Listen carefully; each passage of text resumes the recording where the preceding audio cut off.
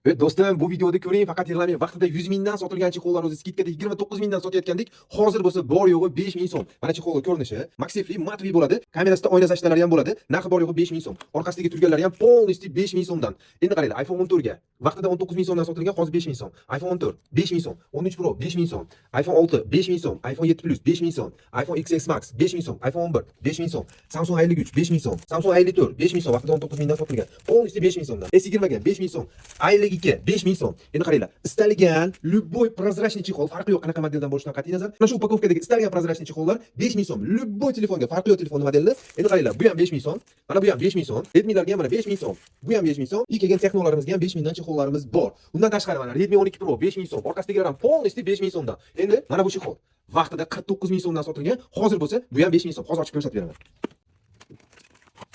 Chexolni ko'rasizlarda, prosta o'zingizlar baho berib qo'yasizlar. Qaranglar mana. Chexolga necha? Narxi bor yo'g'i 5 ming so'm. Do'stim, bu videoda yaqindagina falon pulga chexol olib qo'ygan do'stingizga sekingina ulashib qo'yasizlar. Do'stlar, aksiyamizga start berdik. Bemalol kelib olishingiz mumkin. Birinchilardan kelib olganlarga deyarli istalgan modelga shunaqa 5 minglik chexollardan topish imkoniyati bo'ladi. Ozgina kech qolganlarga uje topishga imkoniyat bo'lmay qolishi mumkin. Atiga siz bir dona chexolni puliga 10 ta chexol olib ketishingiz mumkin. Ya'ni 10 ta do'stingizni, 10 ta yaqinlaringizni xursand qilishingiz mumkin. Videoga albatta like bosib, bizni yo'qotib qo'ymaslik uchun kanalimizga obuna bo'lib qo'yishingiz chiqmasin. Bosinglar.